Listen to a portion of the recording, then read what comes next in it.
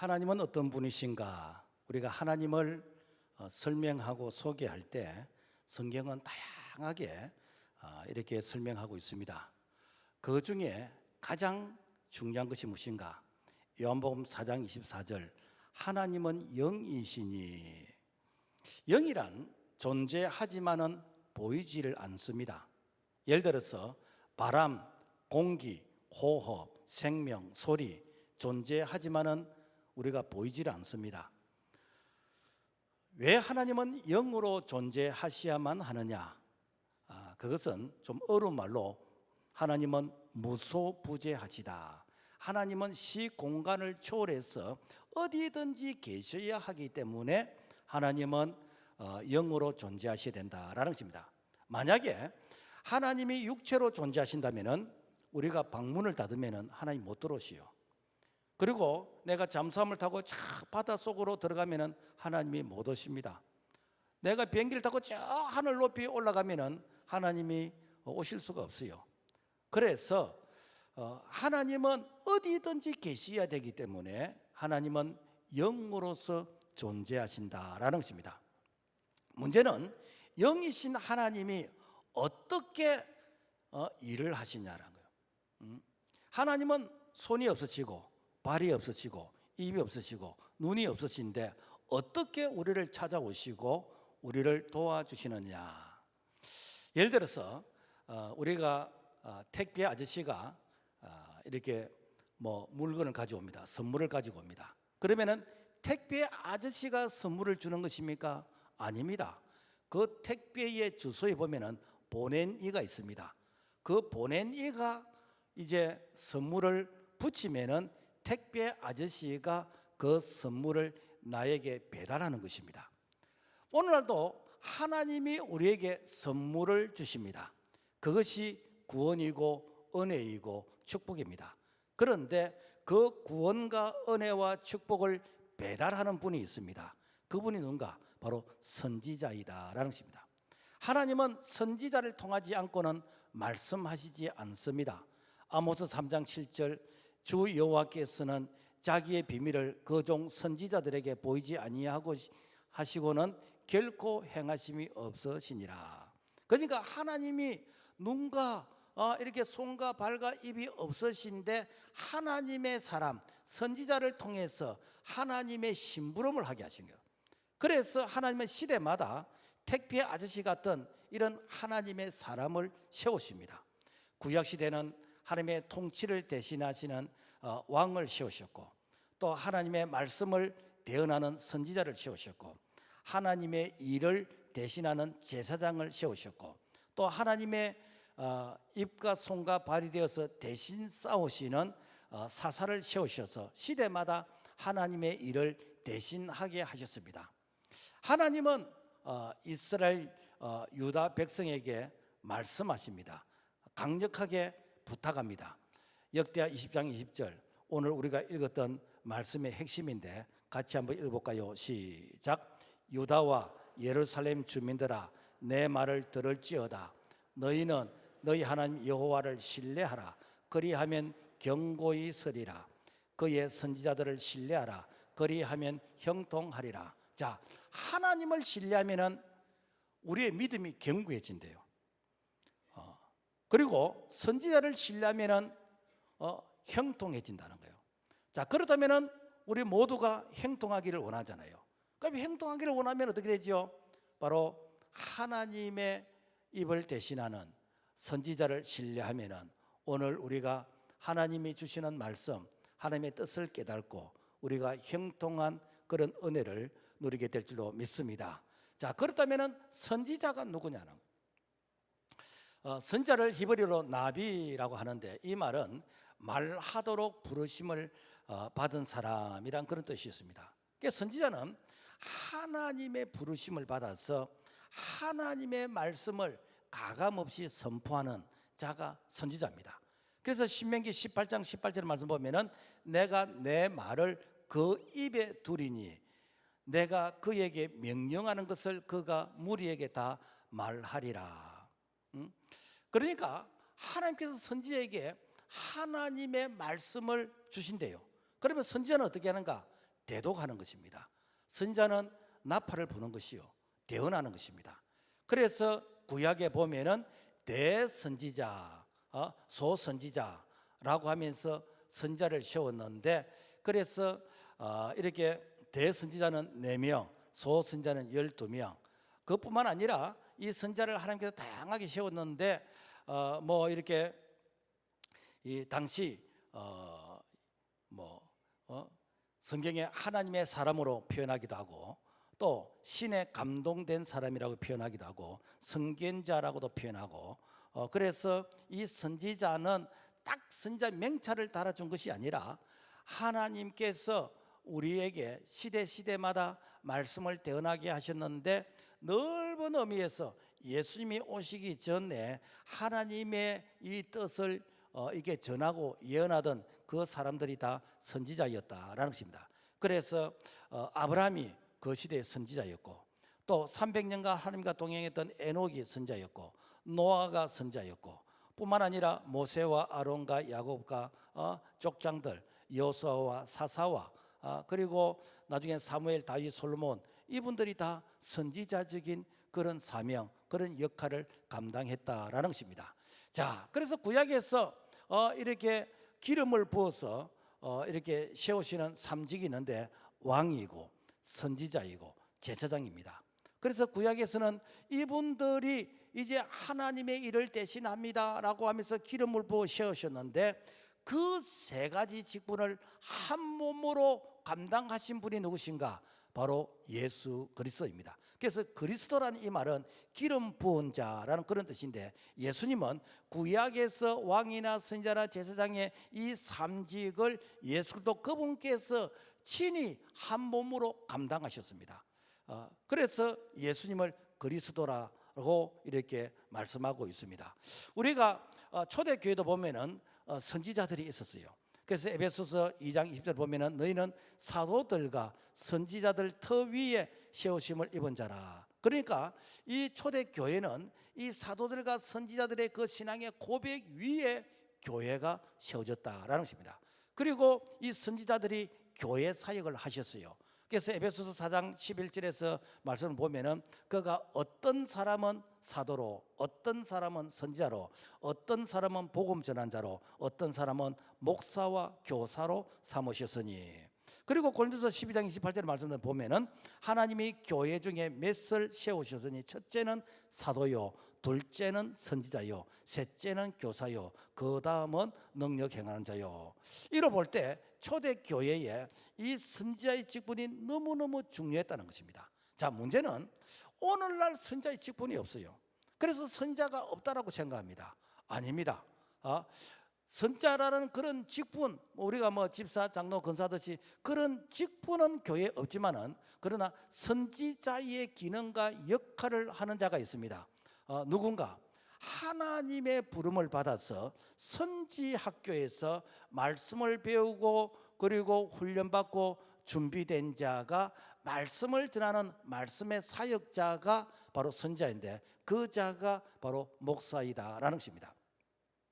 그래서 목사는 기름 부었다라는 이런 말을 합니다. 이 말은 뭔가 하면은 하나님께서 왕의 권세, 선지자의 권세, 제사장의 권세, 이 권세를 대행하도록 기름을 부어서 그 역할을 하게 하시는 거예요. 그래서 예수님께서 3직을 이렇게 기름 부어서 그 역할을 감당했거든요. 그래서 예수를 믿는 바로 그 자에게, 특별히 말씀을 전하는 사역자에게 이 일을 이렇게 대신하도록 선지자적인 그런 역할, 사명을 주셨다. 그러므로 목사의 이런 가르침의 순종이 바로 선지자의 가르침에 순종하는 것이다 라는 것입니다. 자, 그렇다면은 오늘날 우리가 왜 선지자에 대한 그 신뢰가 좀 부족한가? 그 이유는 참 선지자가 있고 거짓 선지자가 있다는 거예요. 참 선지자는 무엇인가? 참 선지자는 하나님의 말씀을 가감 없이 그대로 대언하는 자가 참 선지자입니다. 그래서 하나님은 반드시 하나님의 입을 대신하는 하나님의 사람, 선지자를 세워서 그 일을 하게 하시는데, 아모스 3장 7절 주 여호와께서는 자기의 비밀을 그 종 선지자들에게 보이지 아니하시고는 결코 행하심이 없어지니라. 그러니까 하나님은 입이 없잖아요. 영이시니까. 그러니까 하나님의 입을 대신하는 선지자를 통해서 그 일을 하게 하신다는 거예요. 그러니까 반드시 하나님은 선지자를 이렇게 통해서 자신의 뜻을 나타내시는데, 에스겔서 3장 16절과 17절 말씀 보면은 여호와의 말씀이 내게 임하여 이르시되 인자야 너는 내 입의 말을 듣고 나를 대신하여 그들을 깨우치라. 그래서 이렇게 구약 시대에 하나님께서는 선지자들을 시대마다 세워서 하나님의 입을 대신하게 하셨어요. 오늘 우리가 읽던 본문의 말씀에 보면은 모압과 암몬과 셀 이 세 나라가 연합해서 유다와 이스라엘과 이렇게 전쟁을 이렇게 하게 됩니다. 이때 여호사밧 왕이 백성들에게 이렇게 외칩니다. 뭐라고 외치는가? 오늘 우리가 읽던 말씀 한 번 더 읽어볼까요? 시작. 유다와 예루살렘 주민들아 내 말을 들을지어다. 너희는 그의 선지자들을 신뢰하라. 그리하면 형통하리라. 자, 여러분, 지금 전쟁을 하는 거요. 이 세 나라가 연합을 해서 유다와 이스라엘을 지금 치러 옵니다. 여러분, 이럴 때는 우리가 어떻게 하는 것이 상식입니까? 그 군대 어떤 장관 그리고 싸움에 능한 어떤 지휘관을 신뢰해야 전쟁에서 승리할 수 있는데, 그런데 전혀 비전문가 선지자를 신뢰하는 거, 선지자를. 여러분, 우리가 상식 생각하면 이해가 안 됩니다. 왜 이렇게 여호사밧 왕이 선지자를 신뢰하라고 얘기하는가? 그 이유는 전쟁은 무기와 병력 그리고 군사에 달려 있는 것이 아니라 전쟁은 여호와께 속한 것이기 때문에 여호와의 말씀을 전하는 선지자를 신뢰하면은 하나님이 우리 편이 되시고 하나님이 우리 대신 싸워주신다라는 그러한 원리를 이렇게 백성들에게 선포하는 것이요. 여러분, 다윗이 골리앗과 싸워서 다윗이 이겼습니다. 다윗이 이렇게 전쟁에 용맹해서, 그래서 싸움에 능숙해서, 그래서 다윗이 들고 있던 그 물맷돌 그것이 특별히 능력이 있어서 그래서 이겼습니까? 아닙니다. 다윗이 여호와를 신뢰했기 때문에 하나님께서 다윗을 통해서 이기게 하신 것이요. 우리가 이런 사건이 성경에 참 많이 기록되어 있습니다. 우리가 신약성에 보면은 예수님이 베드로에게 깊은 데로 가서 그물을 내려 고기를 잡으라 라고 했습니다. 자, 그런데 베드로 입장에서 생각해 보면은, 아니 갈릴리 호수는 내가 전문가인데, 나는 어릴 때부터 이 갈릴리 호수에 잔뼈가 굵고 이 갈릴리 호수에 고기 잡는 것은 내가 전문가인데, 당신은 목수의 아들이잖아, 당신은 여기 대해서 전문가가 아니요 라고 얘기할 수가 있습니다.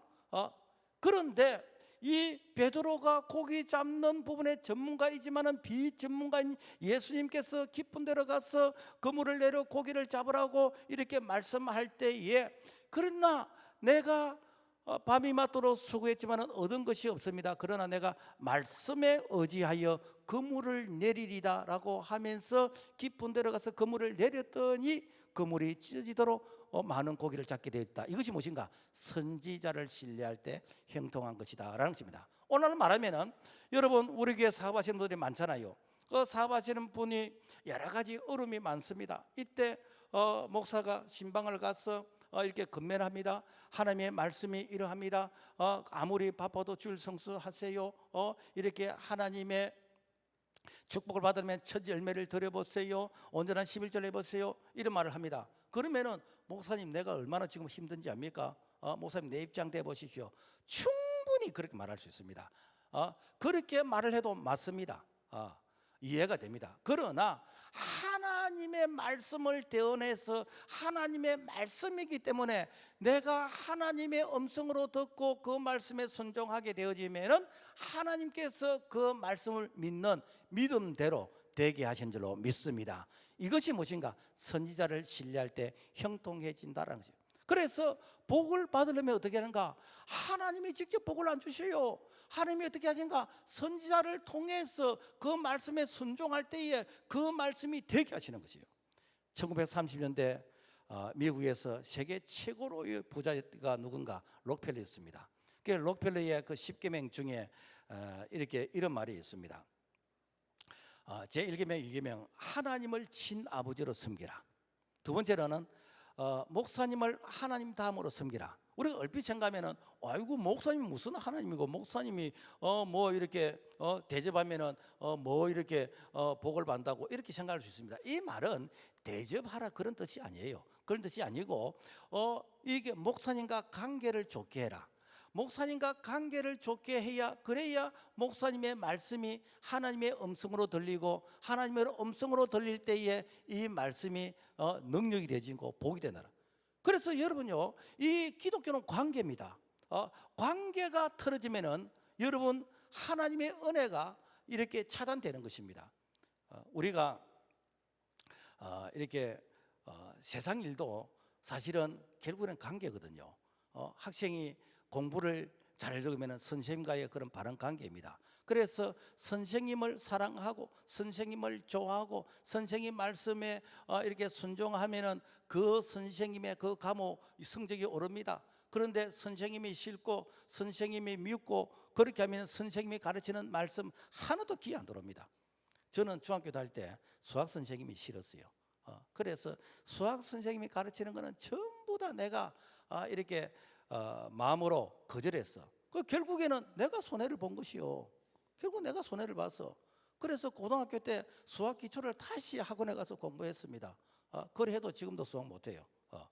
왜 그런가? 선생님과 관계가 안 좋았기 때문에.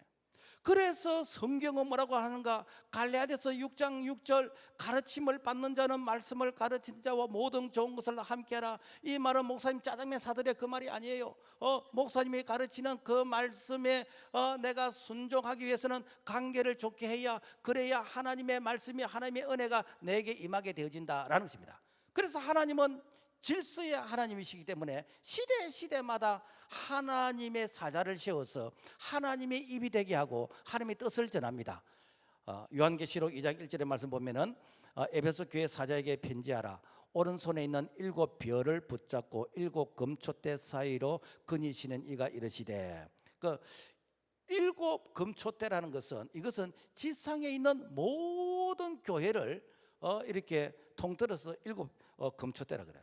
그래서 지상에 있는 이런 모든 교회를 예수님께서 통치 다스리시는데, 그런데 7 별을 붙잡았다. 7 별은 무엇인가? 7 교회 사자라는 거예요. 그러니까 지상에 있는 모든 교회를 예수님께서 7 사자를 붙드시고 거니시는데, 그런데 예수님이 뭐라고 말씀하시는가?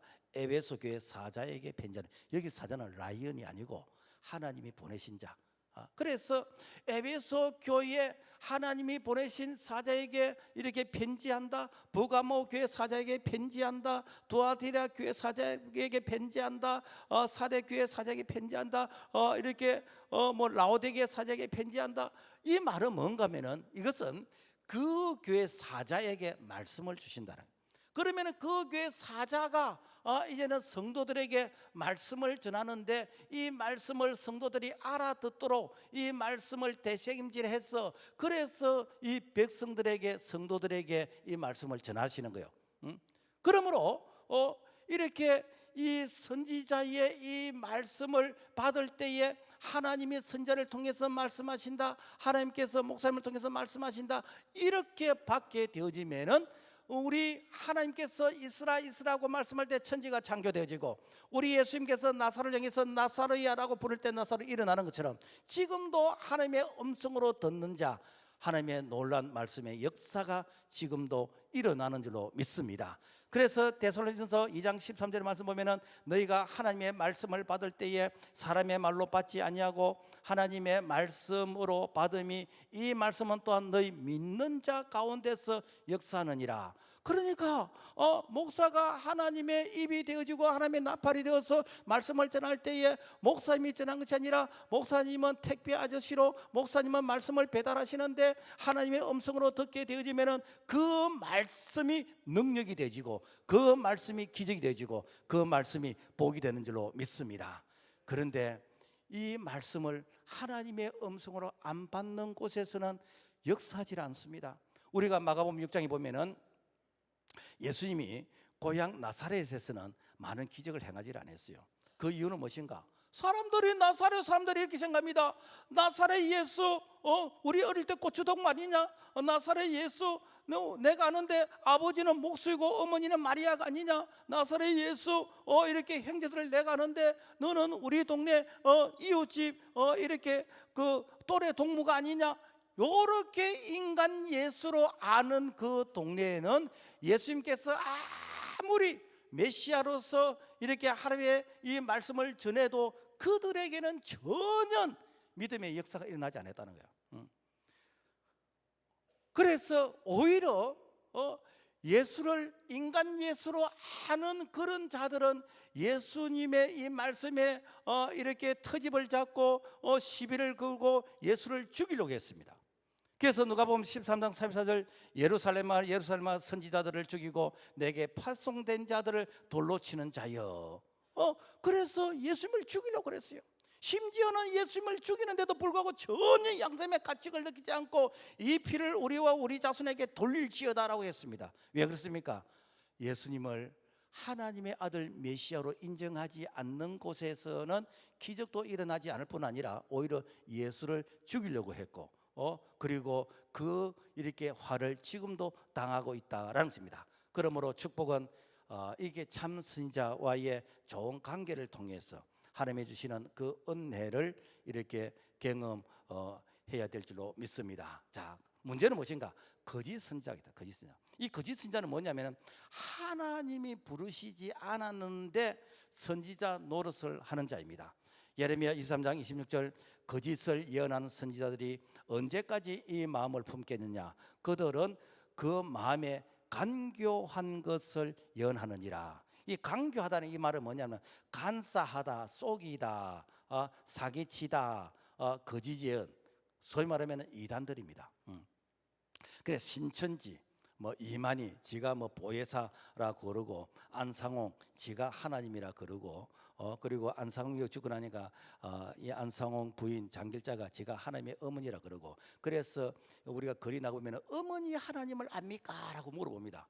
그런데 말도 안 되는 소리인데 사람들이 부부가 남편이 있으면 아내가 있어야 되고 남자가 있으면 여자가 있어야 되지 하나님도 이렇게 얼마나 심심하니까 아내가 있으면 얼마나 좋을까? 그런데 이 말이 사람들에게 먹혀 들어가는 거예요. 여러분요, 이거 사기입니다. 뿐만 아니라 성경에 14만 4천 명이 이게 구원받는다 그래서 이 말은 상징적인 은혜예요. 그런데 14만 4천 속에 들어가야 된다고. 그래서 자기들의 말에 따라서 자기들의 시킨 대로 이렇게 세례를 받으면은 세례증을 주는데 고유번호 몇 번 하는데 14만 4천이 이미 지나가 버렸어. 그러면 어떻게인가?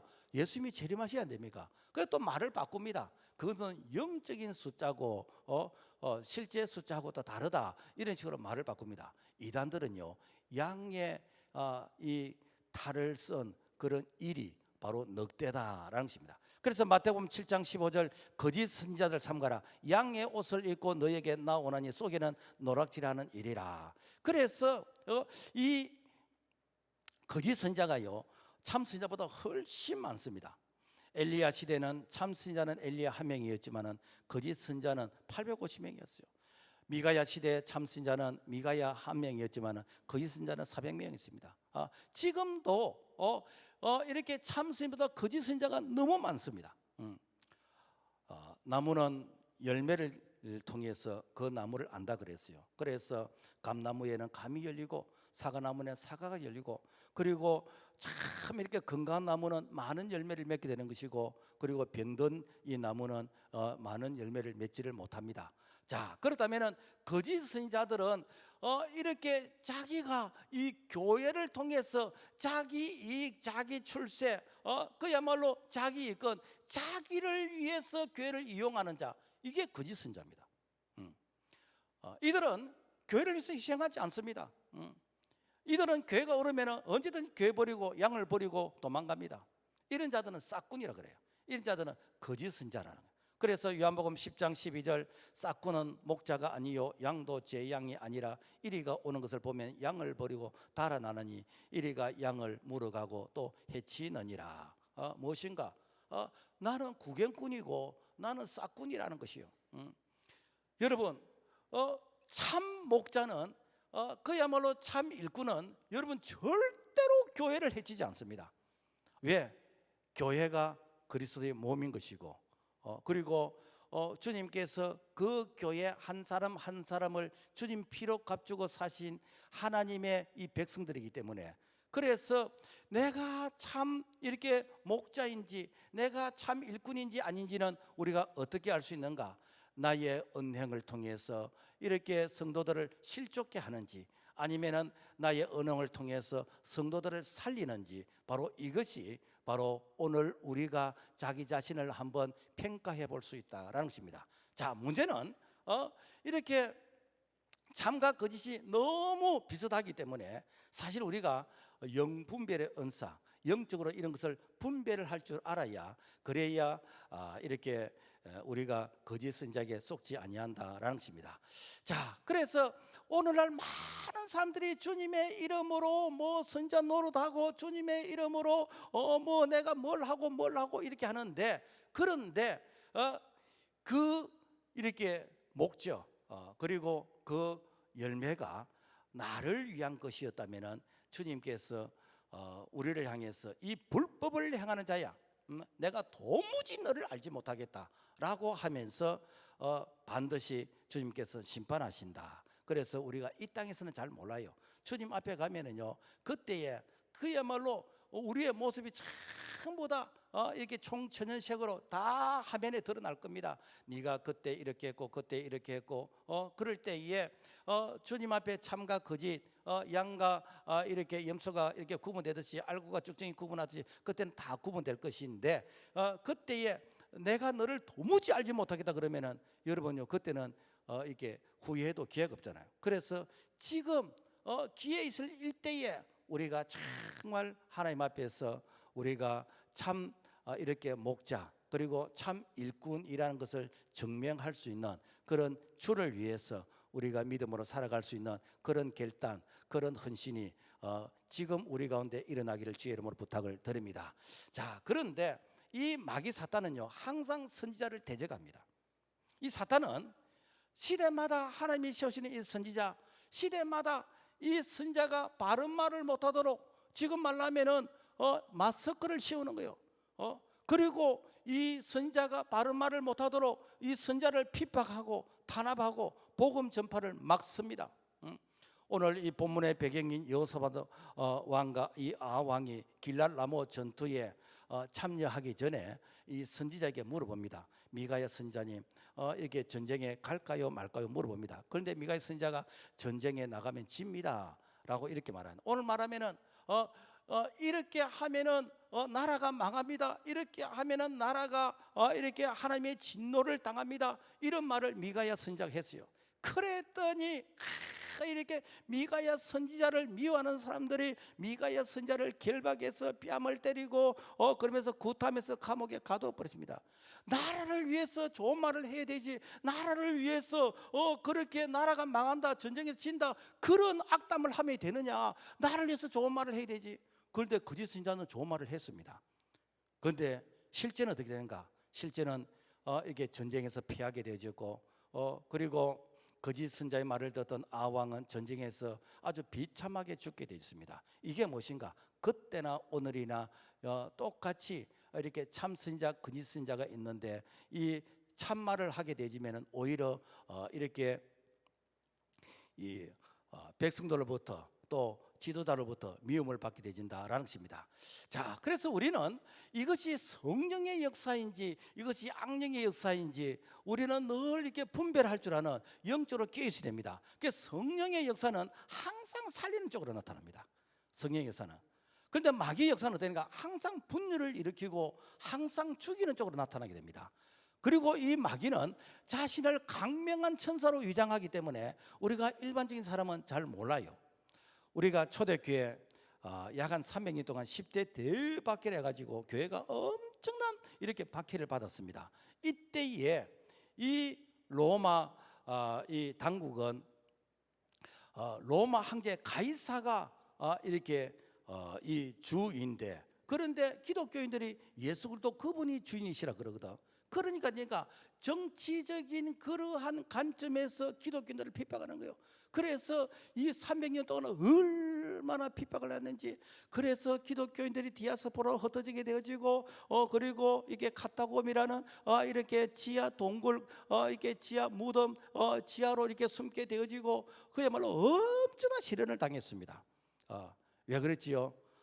바로 이 선지자를 핍박함으로 통해서, 그래서 복음이 확산되는 것을 이렇게 막는 영적인 암흑으로 보면은 악한 영의 그런 방해이다라는 것입니다. 여러분, 오늘날 우리가 이렇게 이 사회생활, 우리가 신앙생활하는 가운데서 교회 안에 인본주의가 들어왔습니다. 인본주의가 무엇이지요? 하나님의 창조를 부정하는 것이요, 우리 인간은 진화에서 되어졌다는 것이요. 여러분, 진화의 연장이 무엇인가? 이게 여러분 오늘날 공산주의 사상 아닙니까? 공산주의 사상은 하나님을 인정하지 않습니다. 우리 인간을 물질이라고 생각합니다.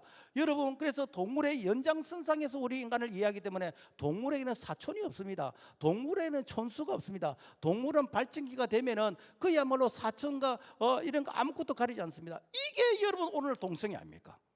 이게 포괄적 차별 금지 아닙니까? 이런 사상이 여러분 오늘 우리 사회에 너무 많이 깔려 있습니다. 심지어는 교회까지 이런 게 들어왔습니다. 이런 사상이 들어오게 되면은 여러분요, 가정이 파괴가 되는 겁니다. 여러분요, 사회가 파괴가 되는 것입니다.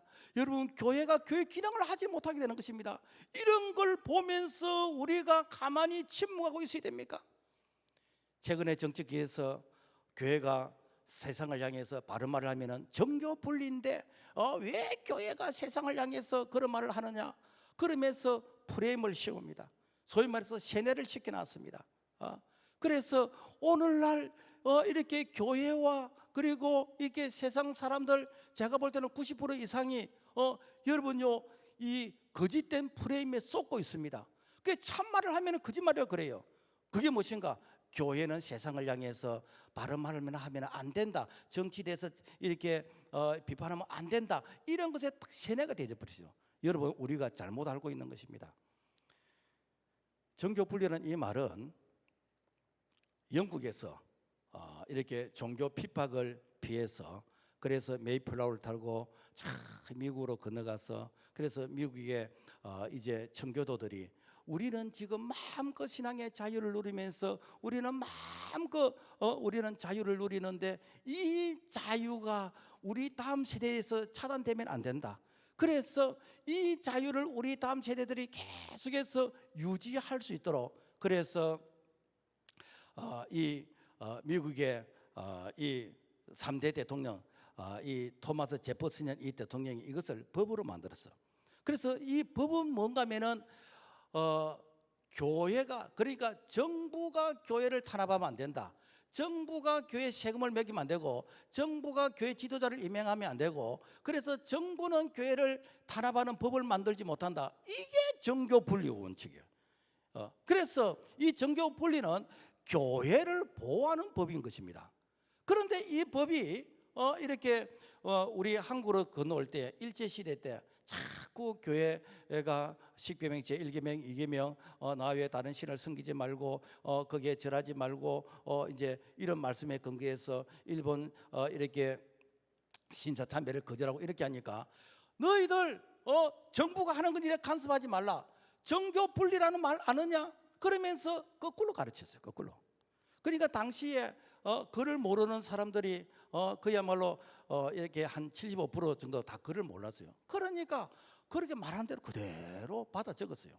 그리고 군사정부 시절에 이렇게 자꾸만 교회가 이렇게 민주운동을 하고 하니까 정교 분리를 또 외치면서 가르치는데 거꾸로 가르쳐 놨습니다. 그래서 교회는 정치에 간섭하면 안 된다, 이렇게 가르쳐 놨어요. 그러니까 모든 언론과 그야말로 기성세대들이 오늘날 신주의 젊은 세대까지 교회는 정치에 참여하면 안 된다라고 이렇게 세뇌를 당하고 있습니다. 소위 말해서 그 프레임의 가치가 있어요. 여러분요, 공산주의 창시자 레닌은 거짓말을 100번 하면 참말이 있는 거예요. 지금은 이제 거짓이 참말로 자리를 잡아버렸습니다. 교인들 중에서도 그렇게 생각하고 있다니까. 무식이 얼마나 충만해가지고 지금 용감하게 되어졌는지. 그래서 교회에 딱 마스크를 씌워가지고 교회가 세상의 잘못을 정말 지적하지 못하도록 이렇게 세뇌를 다 시켜놨습니다. 역사적으로 기독교의 신앙의 선배들은 그게 아니라 우리가 이게 장로교의 어떤 창시자를 이게 요한 칼빈이라고 이야기하거든요. 이 요한 칼빈은 여러분 제네바 시장을 역임했습니다. 왜 제네바 시장을 내는가? 이 제네바를 하나님의 통치, 하나님이 다스리시는 그러한 이렇게 도시를 만들기 위해서 그래서 제네바 시장을 했어요. 오늘 말하면은 여러분요, 이 목사님이 이렇게 시장을 했다는 거요. 왜 시장인가? 이 서울을 이게 하나님의 이 도시로 만들기 위해서 그런 목적으로 시장을 했다는 거요. 그리고 이제 장로적 중에서도 정말 이게 말씀으로 돌아가야 된다는 이런 운동을 계획주의 신학이라 그럽니다. 그래서 계획주의 신학의 최선봉의 선자가 누군가? 아브라함 카이프예요. 아브라함 카이프는 이 하란 네덜란드에서 최고로 오랫동안 총리를 했습니다. 왜 그렇게 했는가? 이 하란의 나라를 이렇게 하나님의 이 통치에 그런 나라로 만들기 위해서 그야말로 오랫동안 존경받는 총리가 되었다라는 것입니다. 우리나라의 초대 건국 이승만 대통령은 정교 분리를 바르게 가르쳤습니다. 왜 바르게 가르쳤는가? 이승만은 미국에서 하버드 대학에서 공부를 하고 프린스턴 대학에서 공부하고 조지 워싱턴 대학에서 공부를 했어. 그래서 미국의 정교 분리가 무엇인지에 대해서 착하게 깨뚫고 있는 분이요. 그래서 이렇게 한국에 와서 이 정교 분리에 대해서 바르게 가르치죠. 그래서 1948년 재헌국회가 이루어질 때 200명의 국회의원 가운데서 50명의 기독교인이 있습니다. 그 중에서 이렇게 종로구에 당선된 이윤영 국회의원은 목사님이시요. 그래서 우리나라 재헌국회 처음으로 국회가 시작될 때 그때의 이윤영 국회의원이 기도하면서 국회를 시작했어요. 지금 말하면은 이렇게 예배를 드리고 국회를 시작했다니까. 그래서 인터넷 들어가면 이윤영 그 국회의원의 기도문이 나오는데 정말 그 기도문이 은혜가 되어집니다. 뿐만 아니라 이승만 대통령은 군대에 군목 제도를 세우고 군대에 교회를 세우고 경찰서에 경목을 세우고 교회를 세우고 그리고 병원에 원목을 세우고 교회를 세우고 그리고 학교에 교목을 세우고 교회를 세우고 여러분 이게 이승만 대통령이 했던 이 정교 분리를 정확하게 이해했던 그 업적 아닙니까? 그런데 오늘은 이걸 이제 자꾸만 이제 이걸 폐쇄를 시키려고 그래요. 오늘날은 이런 것을 자꾸만 이제는 이것을 갖다가 이제 무시하려고 하는 이제 이런 시대입니다. 여러분 선지자가 각 분야에서 하나님의 정의를 외치야 그래야 나라가 균형을 이룰 수 있습니다. 안정되게 갈 수 있습니다. 그런데 거짓 선지자가 괜찮습니다 이렇게 하게 되지면 여러분 나라가 균형 감각을 잃어버리고 정화가 되질 않습니다. 안타까운 것은 최근에 세르게 목사님이 선지자적인 이런 설교를 했는데 이것이 정치적인 발언이 돼가지고 이 감옥에 구속되었습니다. 원래 구속이라는 것은 이것은 도주 우려가 있거나 정계인멸의 우려가 있을 때 그때 구속하는 것이고 일반적으로는 구속하지 않고 이렇게 조사를 하게 되는 것이고 그리고 그 정도의 어떤 사안 같으면 대부분이 벌금형으로 끝나게 되는데 그런데 그야말로 뭐 유괴범은 이렇게 이 풀어주고 그야말로 목사님의 그 설교 한 건 가지고 이제 구속을 하는 이것은 어디까지나 이것은 정치적인 그런 어떤 탄압이다라고 우리가 볼 수밖에 없습니다. 자, 그런데 우리가 이런 것을 정치적으로 접근하지 말고 영적으로 접근해 보면은 이것은 무엇인가? 선지자의 입을 막아서 선지자가 이제는 그 말을 못하도록 하게 되지는 여러분 선지자가 타락하고 선지자가 그 역할을 못하면은 여러분 세상은 여러분 타락하게 되는 것이고 병들게 되는 것이고 세상은 여러분 정화가 되질 않습니다.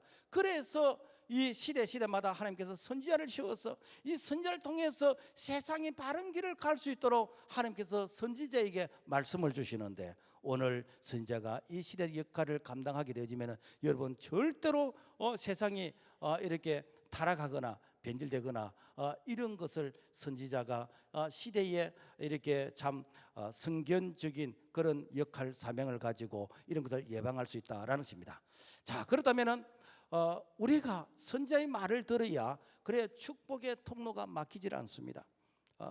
그래서 마태복음 10장 41절 말씀 보면은 선지자의 이름으로 선지자를 영접한 자는 선지자의 상을 받을 것이요. 여기서 선지자의 상이란 뭔가 하면은 선지자가 하나님의 말씀을 증거할 때 이 말씀에 순종하는 자에게 하나님이 복을 주신다는. 그러니까 선지자가 복을 빌면은 하나님께서 그 복이 이루어지도록 해주신다는. 이게 무엇인가? 민수기 6장 23절에서부터 27절의 말씀인데 같이 한번 읽어볼까요? 시작. 너희는 이스라엘 자손을 위하여 이렇게 축복하여 이르되 여호와는 내게 복을 주시고 너를 지키시기를 원하며 여호와는 그의 얼굴을 내게 비추사 은혜 베푸시기를 원하며 여호와는 그 얼굴을 내게로 향하여 드사 평강 주시기를 원하노라 할지니라 하라.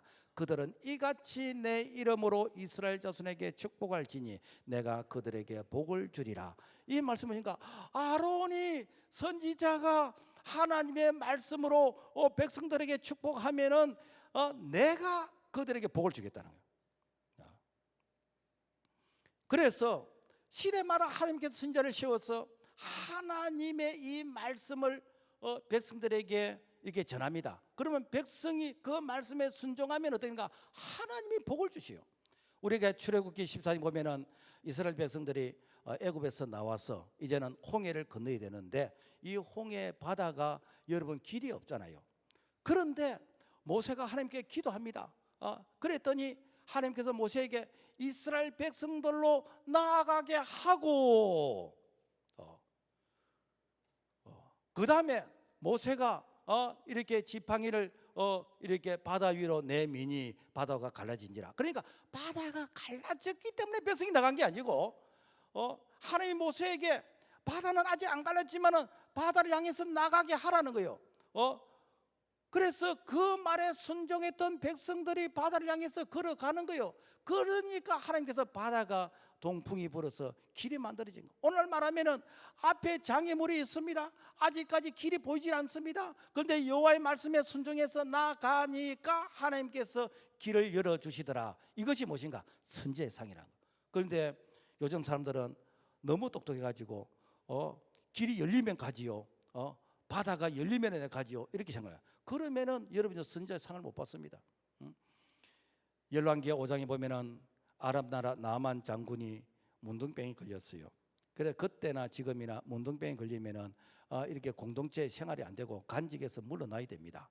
그런데 밖에는 이제 이게 장군이니까 장군의 계급장이 달린 그런 옷을 입고 있으니까 밖에서 볼 때는 건의가 있고 이렇게 참 존경스럽게 보이는데 실제로는 무엇인가? 이 문둥병이 들려서 피고름이 있는 것이요.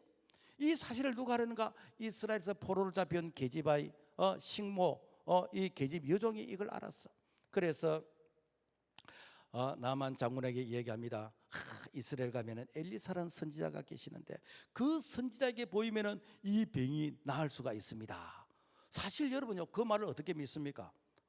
그게 거짓말일 수도 있는 것이고 내가 이스라엘에 가다가 테러를 당할 수도 있는 것이고 내가 위험을 당할 수 있는 그런 요소가 얼마나 많습니까? 그럼에도 불구하고 이스라엘에 가면 엘리사라는 선지자에게 보이면은 나을 수 있다라고 하니까 어떻게 합니까? 왕의 허락을 받고 이제 이스라엘 갑니다. 그런데 엘리사 선지자가 마중도 나오질 않은 거예요. 지금 말하면은 얼마나 마음고생이 많았습니까? 오시는 얼마나 수고가 많았습니까? 잠시 좀 쉬다가 그 다음에 이렇게 요단강에 몸을 씻죠. 이렇게 해야 되는데 사람을 보내어서 그 요단강에서 몸을 7번 씻으라는 거예요. 그러니까 막 자존심도 상하고 화가 나는 거예요. 다시 돌아가고 싶어요. 이렇게 아람의 나라에 가면은 이물보다도 훨씬 이렇게 나일강이 깨끗하고 물이 더 좋은데 내가 거기서 씻지 이런 생각도 듭니다. 그러나 이거보다 더한 일을 시켜도 해야 되지 않겠습니까? 그래서 요단강에서 몸을 한 번, 두 번, 세 번, 네 번, 다섯, 여섯 번까지 씻은 데는 아무런 변화가 없어. 그런데 마지막 7번까지 씻으니까 그때의 어린아이 살까지 몸이 깨끗하게 희게 됐습니다. 무엇이지요? 선지자의 말에 순종했기 때문에 선지자의 상을 받았다라는 것입니다. 우리가 마태복음 14장에 보면은 베드로가 이렇게 갈릴리 호수 위에 물 위를 건넌 오리처럼 물 위를 건넌 이제 그런 사건이 기록되어 있습니다. 한 번은 이렇게 밤에 예수님이 물리를 걸어오시는 거예요. 그러니까 이게 제자들이 야 유령이다 유령이다 귀신이다 귀신이다 내니 두려워하지 말라. 그래서 예수님이 바다 위를 풍랑이는 제자들을 향해서 걸어오시는 거예요. 그래서 베드로가 만약에 주님이시거든 나도 물리를 걸어오라고 하소서. 예수님께서 오라라고 이렇게 말씀하시니까 베드로가 물리를 철벅철벅 걸어가게 되었습니다. 여러분 베드로가 물리를 걸었습니까? 아니에요. 말씀 위를 걸었어요. 말씀에 순종할 때 이렇게 걷게 되어졌다라는 것입니다. 그렇지만은 이렇게 말씀에 순종하지 않고 바람과 파도를 보면서 두려움이 올 때는 다시 빠지게 되어졌다는 것입니다. 여러분 오늘도 마찬가지입니다. 내가 주님의 말씀에 이해가 되지 않고 주님의 말씀이 내가 도저히 참 이렇게 경험적으로 볼 때 받아들일 수 없지만은 그러나 주님의 말씀이기 때문에 순종하게 되지면은 주님은 그 말씀을 지금도 책임져 주신 줄로 믿습니다. 우리 교회에 기적 같은 일들이 참 많이 일어났어요. 그런 얘기를 모르는 사람의 이야기면 다 거짓말이다, 다 짜고 친다 그렇게 얘기할 것입니다. 그런데 제가 이렇게 교인들이 질병 때문에 나이 되겠다 이런 마음을 가지고 기도할 때 당신의 기도가 진짜 하나님 앞에 믿음으로 기도하는 것인지 아니면은 믿져야 본전이다 생각하고 기도하는 것인지 내 말에 동의가 되면은 한번 해보고 동의가 안 되면은 하지 마라. 그래서 이런 말을 했어요. 내가 병원에 입원해서 이 병원비가 얼마가 드는데 이걸 하나님께 내가 감사 예물을 드리면서 하나님 고쳐주세요 라는 이런 믿음의 확신이 들면 한번 해봐라. 그런데 목사님 안 나오면 돈 돌려줍니까? 이런 생각이 이리로 들면 하지 마라. 그런데 식물인간 같은 이게 그 무당 출신이 실제 그렇게 했어요. 실제 그렇게 했어. 그런데 그 다음날 일어났습니다. 우리 교회 어린이집 원장 박장하 권사님 이렇게 방학 때 수술한다고 했는데 제가 이 말을 할 때 이 말이 필에 꽂혔어. 실제 했어. 실제 치유가 됐습니다. 우리 교회 이 절학교 아이 중에서 이 종아리에 이렇게 풍선 같은 혹이 하나 있어. 그러니까 이 아이는 대학 다닐 때까지 시집 갈 때까지 이렇게 이 치마를 한번 못 입어봤어요. 왜? 이 종아리에 풍선 같은 혹이 있으니까. 그러니까 우리 교회 그 운동회 할 때 이 아이 그 영상이 있어. 보면은 늘 이렇게 바지를 입고 한쪽 종아리가 이렇게 불룩하게 튀어나와 있었어. 그런데 목사님이 이 말을 하니까 사춘기에 이 여자아이가 얼마나 참 간절했는지 목사님이 가르친 이 말을 볼 때 지 수준에서 몇 번을 했어. 놀라운 것은 하나님께서 물론 병원에서 참 수술이 힘들다고 했지만은 기적적인 그런 수술의 성공을 통해서 그래서 깨끗하게 예쁜 다리로 고침받고 지금은 시집 가서 정말 아기 낳고 잘 살고 있습니다. 무슨 얘기인가? 여러분요 선지자를 신뢰하면 형통해지게 되어집니다. 말씀을 맺겠습니다. 하나님은 질서의 하나님이시요 하나님은 지금도 선지자에게 말씀을 주셔서 그 말씀을 하나님의 음성으로 받는 자 지금도 놀란 역사가 일어난 줄로 믿습니다. 하나님 아버지 감사합니다. 지금도 우리 하나님께서는 선지자를 세워서 하나님의 말씀을 대언하게 하신 줄로 믿습니다. 오늘 우리 모든 성도들이 사람의 말로 받지 않고 하나님의 음성으로 받을 때에 지금도 놀란 역사가 이렇게 남의 얘기 아니라 내가 그 현장의 주인공이 될 수 있도록 은총을 베풀어 주시옵소서. 예수 이름으로 기도합니다. 아멘.